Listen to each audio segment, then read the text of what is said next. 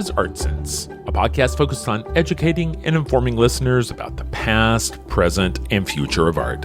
I'm Craig Gould. On today's episode, I speak with artist Tara Donovan. Donovan is renowned for transforming everyday objects into breathtaking organic installations. Through her meticulous accumulations of materials such as plastic cups, straws, and toothpicks, Donovan continues to delve into areas of transcendence and transformation by making the mundane magnificent. Her sculptures and installations not only invite viewers to reconsider the materials that populate their daily lives, but also explore the complex interplay between natural forms and manufactured elements. And now, a conversation about turning the ordinary into the extraordinary with artist Tara Donovan.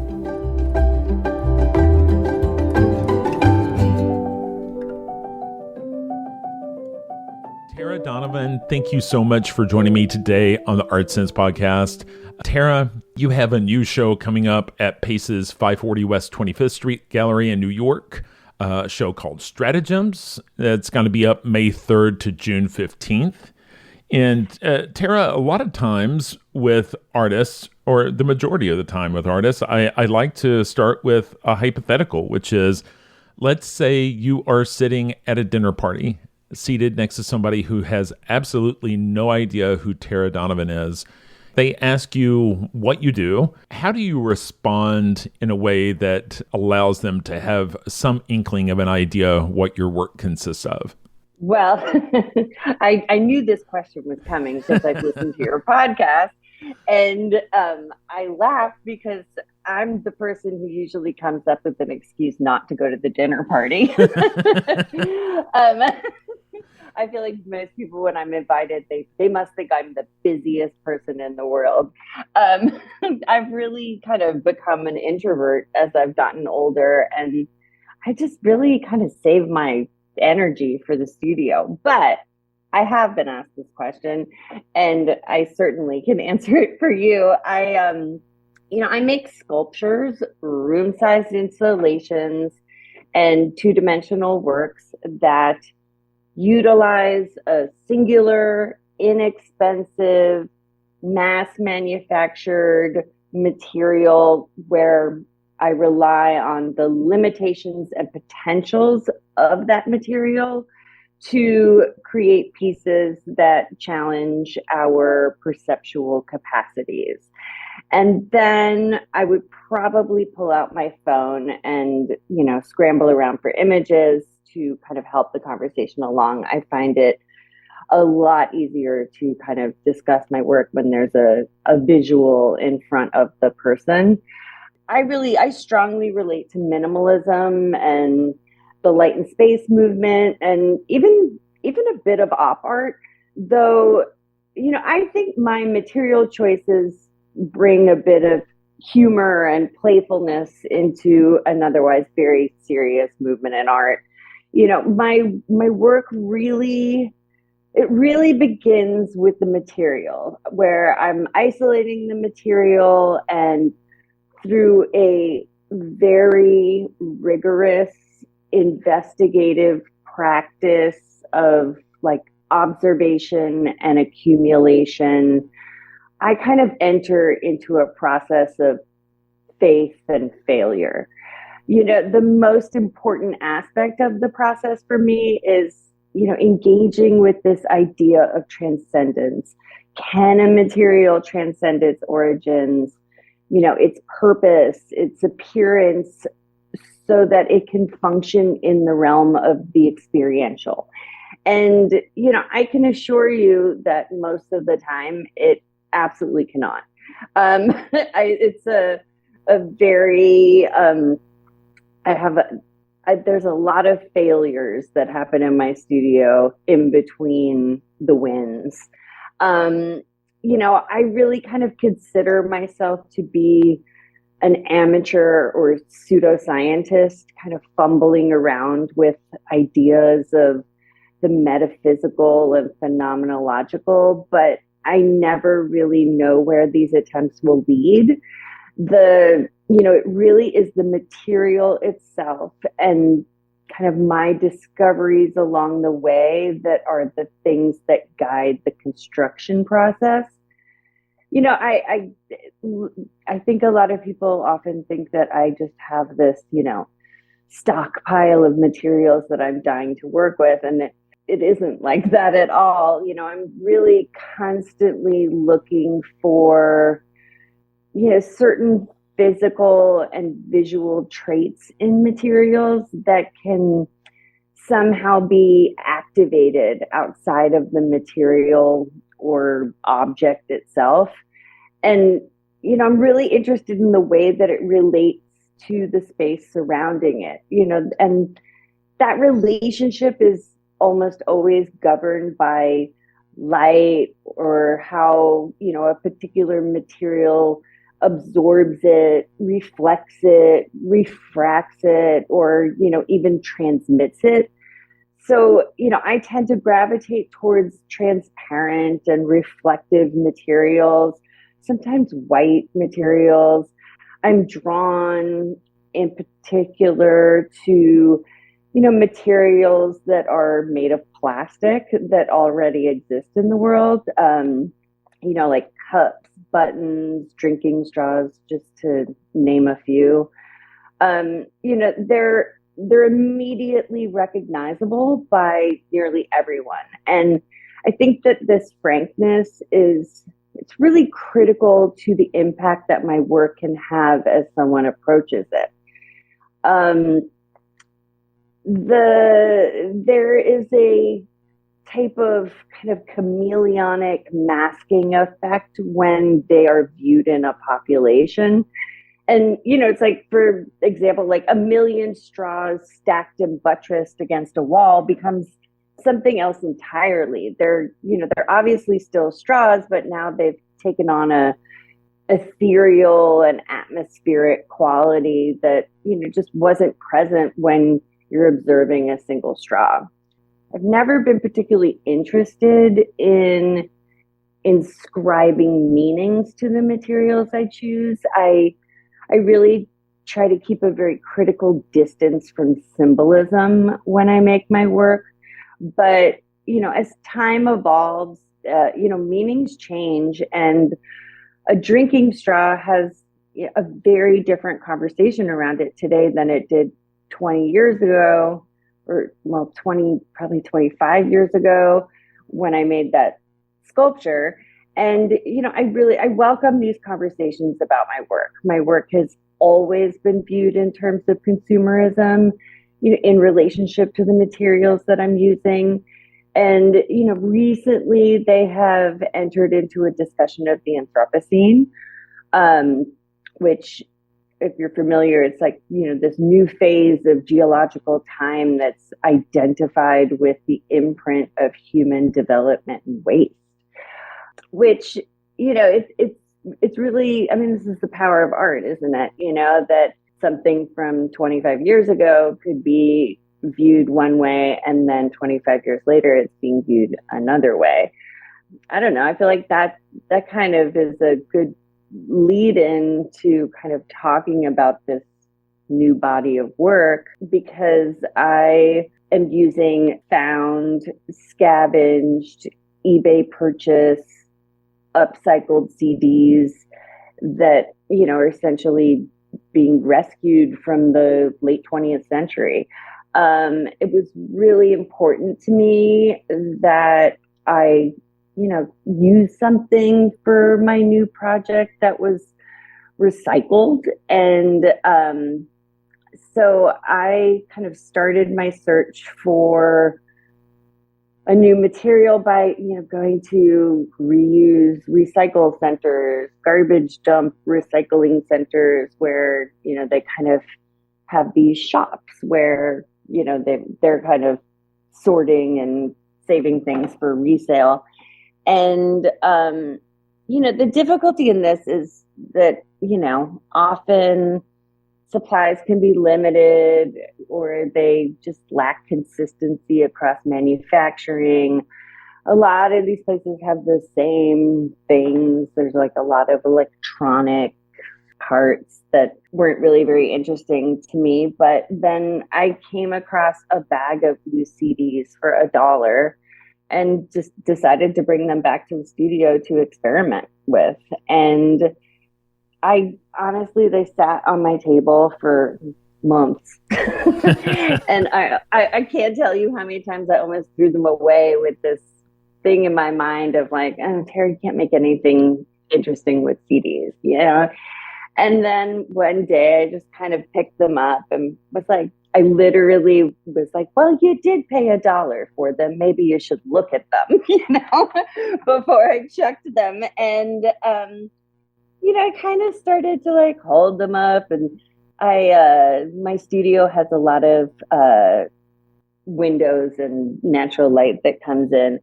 And, in looking through the edge of the CDs, they become completely transparent, whereas viewed from above or below, there's a solidity to it, which, instantly appealed to me.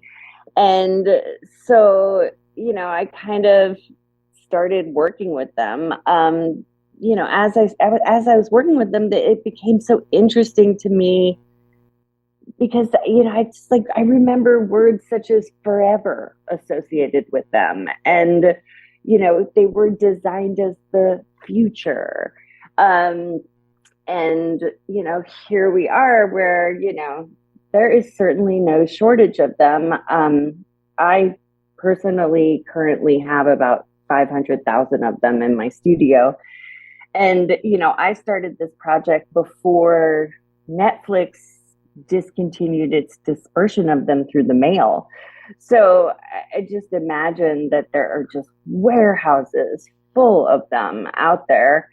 And, I don't know, all of these discs have content on them, whether it's, music, movies, audiobooks, self-help, Jesus. There's a lot of Jesus and porn and personal music mixes.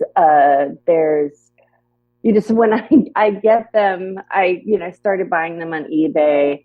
And then I found a guy who had like an exorbitant amount of them, and finally kind of went rogue and got off of eBay and was able to have a phone conversation with them to find out, just how much access did he have to all of these. And, he was, this guy with a warehouse in Connecticut reselling them for, I think craft purposes and sorting them to some degree. I think, there's some value in like, movies or whatnot, but I didn't really care what was on them. So I was able to essentially take all of his rejects. And right.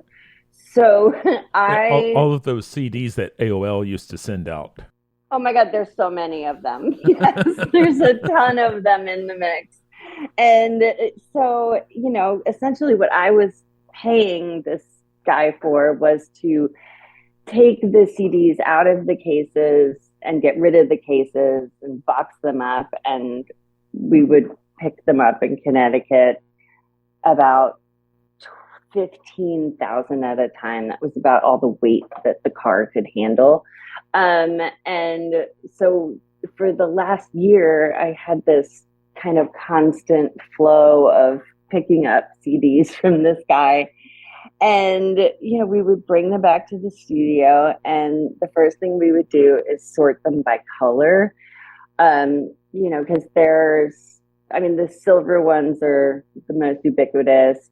Then there's the green ones, which are CD-ROMs, which are, the recordable ones, which there's significantly less of. There's some purple ones, there's some blue ones, there's some aqua ones. Unfortunately, the purple, the blue, and the aqua, the color fades out of them in the sun. So I'm not using them at all. But I'm really working with the green. Well, you're not using them silver. Yet. You'll figure out another way to use them down the line, right? Possibly, yeah. Or I'll resell them on eBay. Who knows? Anyway, so after this kind of process of sorting them, I start by gluing the discs face to face to hide the labels. Because basically if I'm not hiding the labels, there would just be this kind of cacophony of color that would assert itself. And and I'm not really interested in what's on them. So I create this new double unit, and then I started building with them. So, I've been like systematically building with them in such a way that the overlapping lines create space for light to penetrate or be blocked, which then creates these shifting patterns of light as you move around the pieces. And the discs aren't altered at all. I'm really working within the limitation of space that is between the center hole and the edge, where I can still overlap and glue them together. I started by like hand stacking and balancing sections of them in the studio to kind of sketch out an idea of, what I thought might work. And then if that seemed like it was going somewhere, I would kind of make these crude jigs out of foam core and balsa wood to kind of help me produce enough layers to see, to build up enough to see what was working and what was not.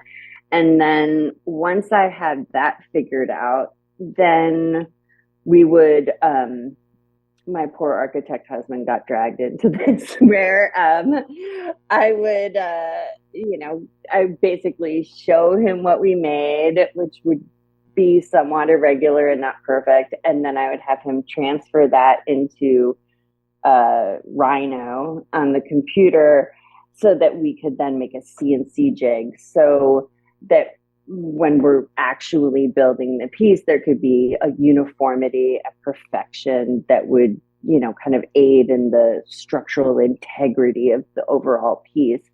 Because, some of these pieces are quite tall. Yeah, it's sort of an absurd process, but a very enjoyable one. So much of my work it's really predicated on the idea of an infinitely expandable field that is only delimited by its framing. And, with stratagems, the implication is one of infinite vertical expansion. Brancusi's endless column is an obvious reference point, with its simple modularity, kind of suggesting that it could continue into the heavens. There is a prominence of the pedestal in that also relates to Brancusi, in that there's a prioritization of the means of support as an element of the artwork itself.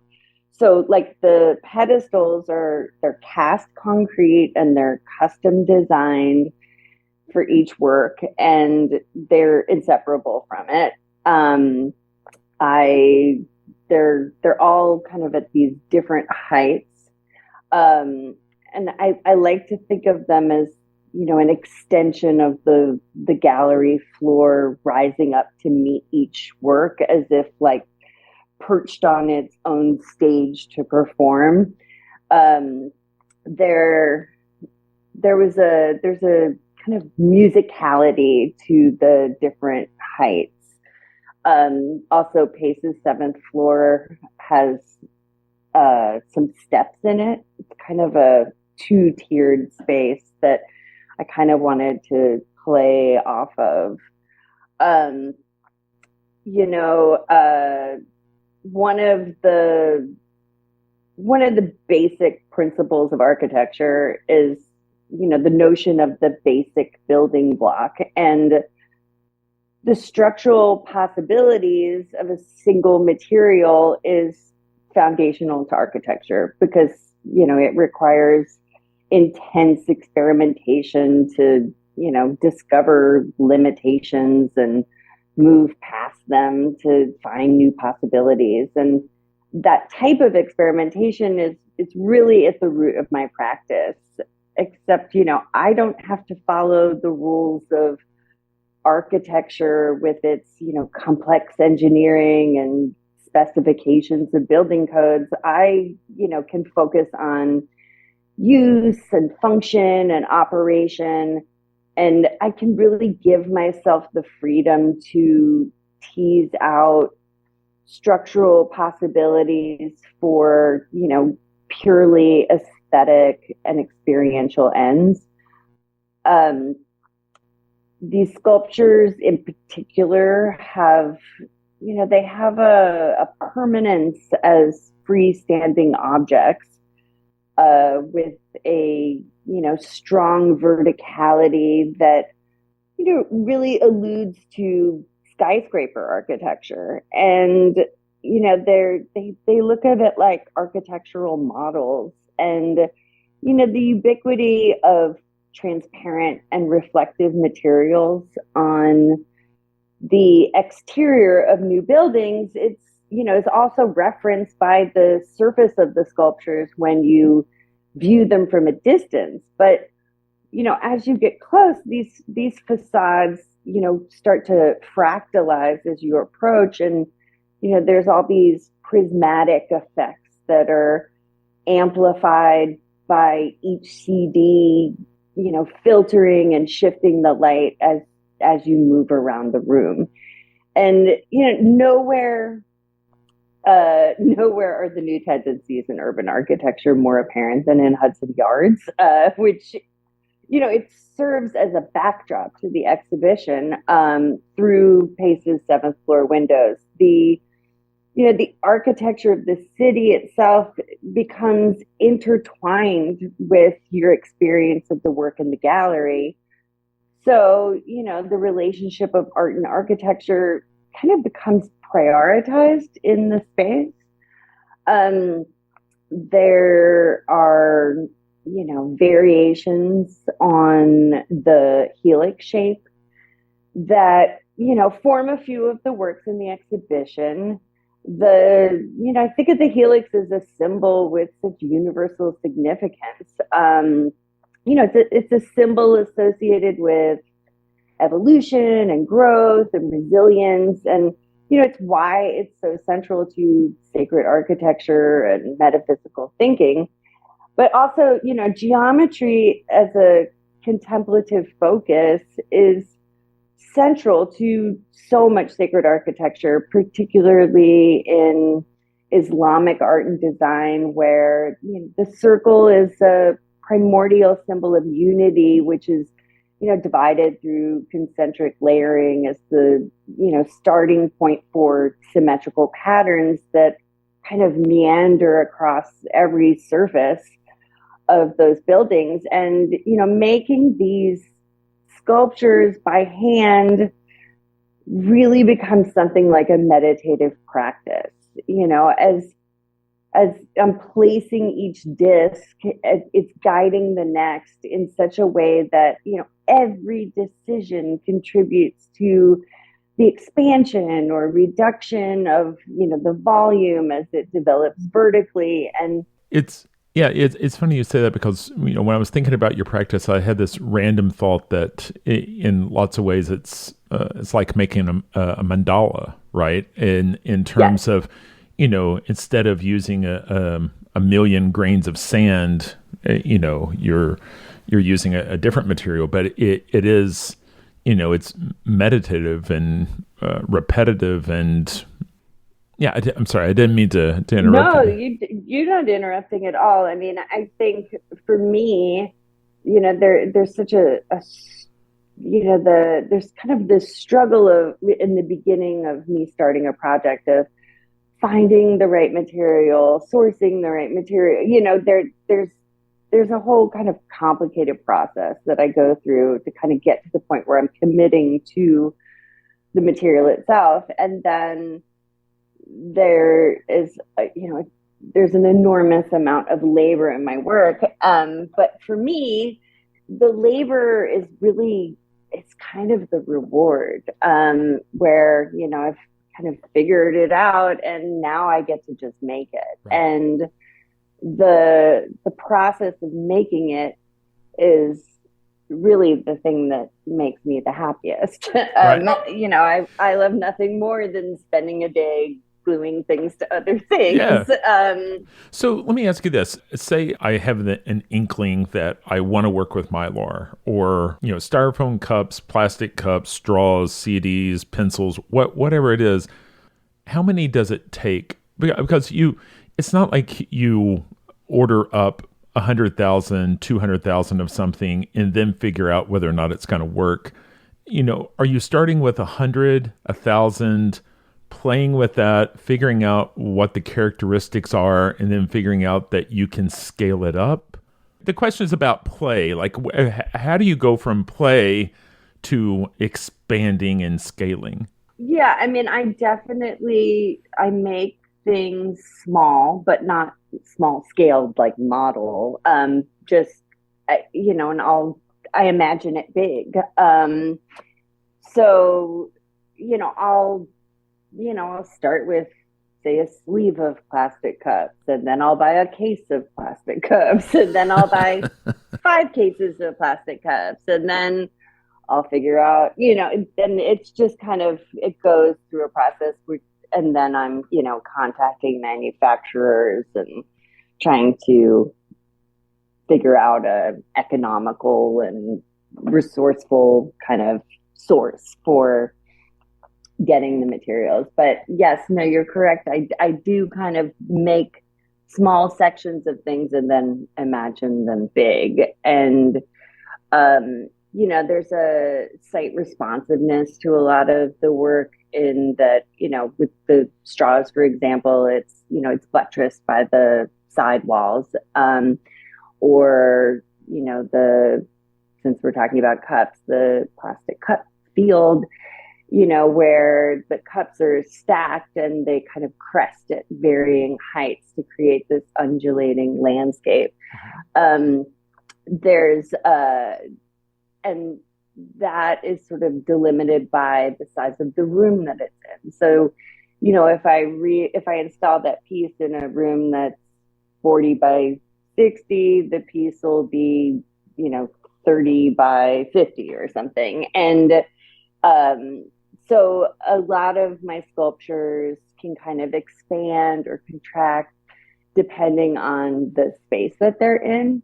I generally don't, with a lot of my projects, I don't really map it.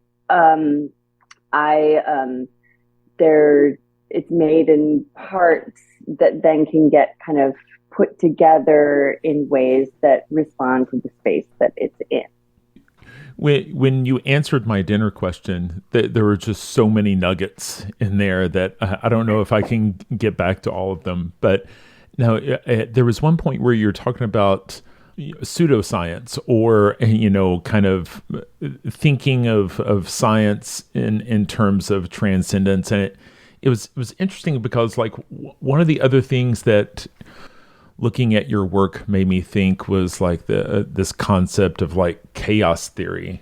You're creating a system for these materials to live in repetitively, these repeated systems, but at some point, our laws of physics, our gravity, the materials will have a mind of their own, right?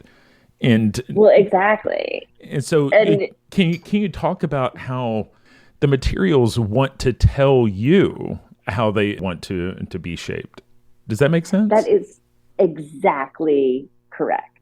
Yes, that absolutely makes sense, and that that is one of the limitations that I work within. If the cups stack up to a certain height before they like flop over, that's as high as it can be. So there's not a lot of kind of hidden tricks in my work. It's very it's very straightforward and very honest, because I am only allowing myself to do with it what the material will allow. Um, and, I think that's often why it kind of circles back to a lot of kind of natural looking forms where it's everything kind of coming full circle. In terms of working like a scientist, my studio really functions almost like a lab. I basically, I have a fairly big studio. It's not massive, but I keep everything is in storage, and then I have my studio. So when I'm working on a project, the only thing in my studio is the material that I am working with. And then, it kind of gets switched out. So it changes all the time. And, I'm really, I'm trying to find the thing that it will do. And there are tons of materials that kind of come and go. And sometimes I'll work with something, struggle, that I don't really figure anything out, and I'll kind of just put it in storage because I bought 5 cases of it or something. And then, sometimes years later, I'll pull things back out where it's like, maybe, and sometimes that works and sometimes it doesn't. And I generally, not always the case, but I generally kind of come up with one solution for each material, and then kind of finish that project, and then I move on to another material.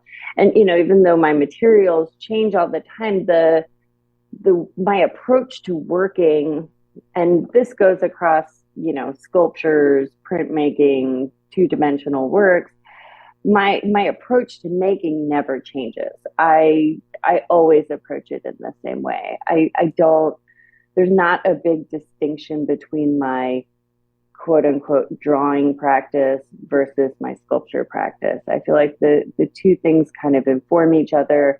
I deal with the materials in very similar ways. I often think of making my sculptures similarly to drawing, in the sense that I'm placing line. Right. And the same with drawings that I do. I recently just did a series of drawings made in window screen where I'm manipulating the wires of the woven mesh window screen. Because the wire has a memory, I can kind of move it and it stays where I put it. And creating these kind of new abstractions within a grid. That work in your QWERTY work, that really feels akin to op art. There's kind of a Bridget Riley sort of feel to some of that. So are you referring to QWERTY, the typewriter book, or are you referring to QWERTY, the NFT? Well, I think I was referring to both. In both cases, from a distance, they lose their resident parts and they wind up having these wave-like effects that kind of happen optically. Yeah. There's often an optical blur that I'm looking for in all of my experiments with materials. With QWERTY, I was basically approaching it as, the letter as almost being a found object. It's, its graphic nature is what's defining its mark, and then kind of typing rows of the same letter, and then kind of going back in. And, I made that book on a really old 1930s typewriter that, had its own quirks, and, right. Not everything lined up perfectly. And I would kind of eyeball it and go back in. And type in another line of the letter so that the not obliterating the letter, but it became a drawing that was something else where you could still make out the letter on the edge, but it really became this kind of field of the letter that would then kind of have it had a feeling like the typewriter would mess up so much in a way that it would kind of give the gesture of the hand in it. And that's something I also tried to replicate in the NFT by adding these wave amplitude tools to the algorithm so that there would be this kind of reverberating pattern. With stratagems, their shapes also suggest reverberating wave patterns that are, they're intensified by the visual vibration that occurs, from the refracted light that's traveling through the discs, which, for most of us is a certain age, like these served as a primary means for playing music. And so, there is something really interesting about that to me. Yeah, I mean, especially like you were talking earlier about how so many of them kind of feel like a helix shape. When you think about DNA, and DNA is storing all of this data. And if you just think about how many terabytes of data are represented in what is, essentially transparent like sculpture, it's really a beautiful allegory. It really is. That's why I'm so excited about my show. Yeah. I mean, we really, we live in a time that feels, so defined by cycles of ingenuity and obsolescence. Right. Think about the span of our lifetime. I think we're probably around the same age. I think we are. But the archives of human experience have moved from paper volumes to clouds. Right. It's, I tried to explain to my teenagers what it was like to try to get an answer to a question when I was their age, and how it was practically impossible. And even if you were in a library, you were sent to the card catalog, and I could never find an answer for anything in a card catalog. Never. And they have everything is at their fingertips. Right. Even I have teenage sons too. I have 14-year-old twins, and they'll literally, it doesn't matter what it is, they'll do the research and then they'll present it to me, and they're like, Mom, can you get this for me? And it's awesome. I was like, God, I wish I had that, when I was a kid. It amazes me what they learn on TikTok. Like, they actually do learn some interesting things. And yeah, they had some experience with CDs when they were little for like video games. Like that was still like a Nintendo, there were right. discs still, but they don't really have the same relationship to it. And, I don't know, there's something so interesting to me about the CD as a material, it being this physical carrier of data that's, it's really reflective of what people chose to value enough to burn on them. It's like our last vestige of our understanding as data as a quantifiable object. And we don't have any of it anymore. It makes me think that 20 years from now, you'll be making similar sculptures out of iPhones. Maybe not. I don't know. I remember buying a computer almost 30 years ago for the cost of a computer today. I don't even understand that. Yeah. That's neither here nor there. But let me ask you this. When I look at your work, it seems like the further along we get in your career, the more that light and this interplay between opacity and transparency is becoming more and more important to you. When I look at the show from a few years ago, Intermediaries, there's, your sphere or apertures, there's a similarity to these CD works in that there's a point, if you're up close, that it's transparent in a very narrow field of focus. But the further you step away, the more broadly that transparency becomes. It's precisely correct. Yes. I'm really interested in the idea of a screen as like a diffraction device where, it's kind of a 1 + 1 = 3 moment of visual perception shifting, where it's like there's an object, it's solid when you look at it from certain angles, but it completely disappears. So yeah, I don't know. It's interesting because I do that. The older I get, the more I'm making invisible works. And there's I don't know. I wish I had a clear answer. I feel like it would probably help inform what my next thing would be. But there's something to the objectness being like dissolving, right, visually. And I guess it really goes back to where you start when you talk about your work, which are words like transformation and transcendence. Yeah. You think something is solid only to find out that it's not. And I think the beautiful thing is if somebody approaches your work not knowing what the composite materials are, and then learning at that last moment when they get close enough, it becomes a real revelation.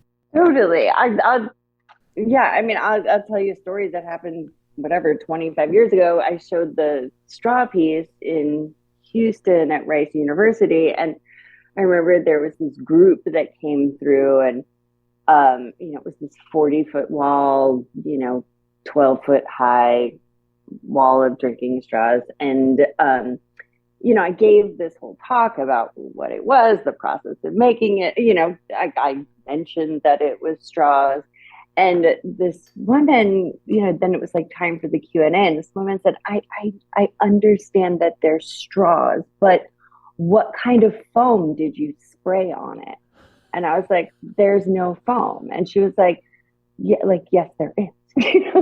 And I literally had to just like pull a straw out from the wall and like hand it to her for her to kind of believe what she was actually looking at. And it's like, you think of it as, rarely are you confronted with that much of something.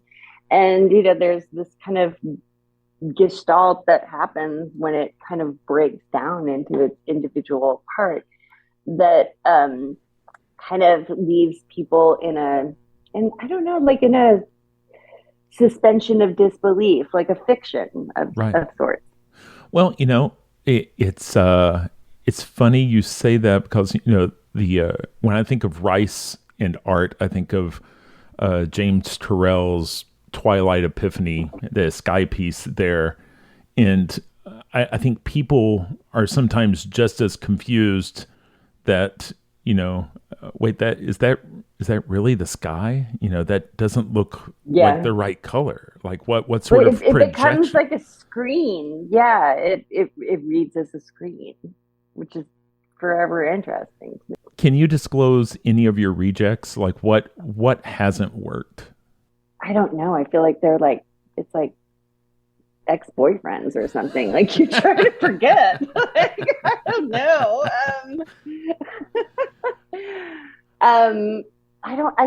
I cannot think of a single thing. That's okay. Let me ask you a different question. What about color? Some people might say Tara really doesn't use color, but I feel like there's color everywhere in it, but it's just so subtle and so ephemeral, right? Yeah. Can you talk about how what we think as being black or white or clear, just like with a glass of water, we think it's clear, but then once we fill up a swimming pool, it's not, right? Yeah. Can you kind of talk about how you think about color? I mean, I generally avoid materials that are a specific color because they become very identifiable to what the object is. But in a lot of transparent materials, when viewed in a population and you have light transmitting through it, whether it is the just the light itself. Sometimes there's slight differences in the manufacturing where you will get this kind of fugitive color that will kind of hover around it. It's not that dissimilar to a clear piece of glass. When you stack up the glass or look at the edge, it's a greenish aqua kind of color.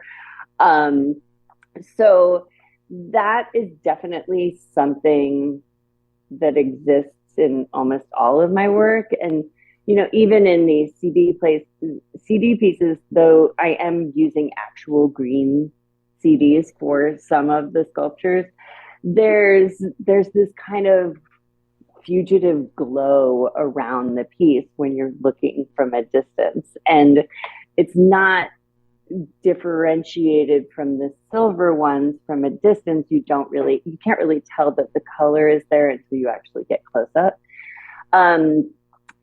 There's a lot of kind of color and blur that happens in the interstitial spaces between things. That, like, for example, the NFT query that I did, it's black. One could potentially consider it monochromatic, but when it's viewed on a screen, there's, this kind of disturbance in the spaces in between. And there's actually a full spectrum rainbow of color that kind of hovers in the piece. Is it actual color? No. But it exists. And so I feel like there is a lot of color in all of my work. It just tends to be fugitive. There's one other question I really want to ask, because I know we're running short on time, but a question regarding like conservation. If a museum were to buy one of your installations that consists of hundreds of thousands of something that have been arranged, how does that work as part of a collection? Does it get treated like a Sol LeWitt in terms of, when it's time for it to be disassembled and reassembled? I mean, are you asked to come reassemble, or is there a recipe at that point? Yeah, it varies from piece to piece. But yes, some of my pieces do function very much in the realm of a Sol LeWitt. The materials exist and they get kind of reused each time, and there is kind of a set of instructions on how to do it. I am a control freak, so I generally am present for almost every install of my work. I figure I'm alive, might as well get it right. So, as far as the future, one can only hope that we can kind of continue this. I have pretty explicit manuals on kind of how to install pieces.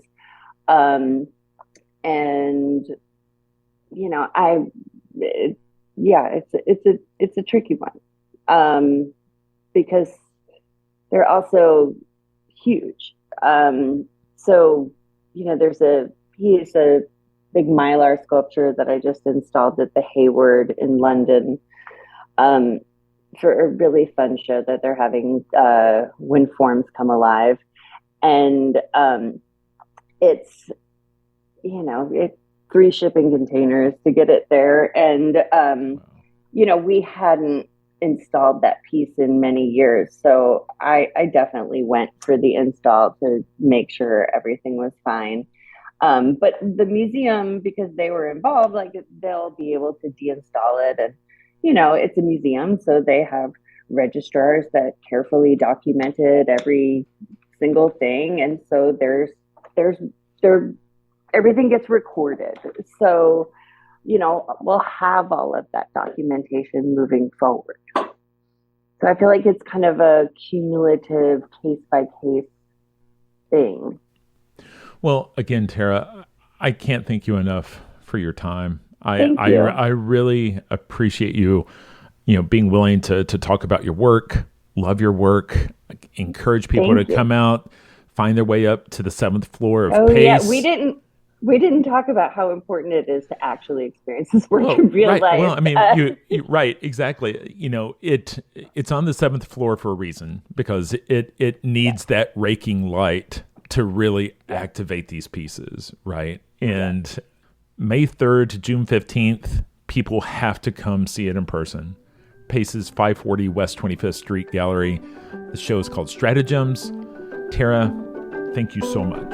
Thank you so much. I really enjoyed talking to you, Craig.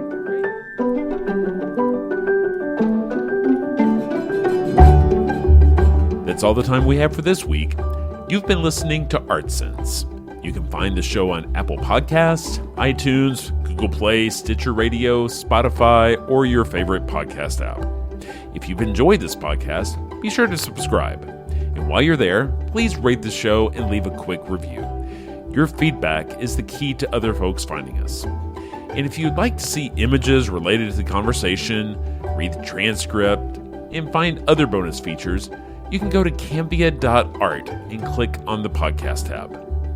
If you'd like to reach out to me, you can email me at craig@cambia.art. Thanks for listening.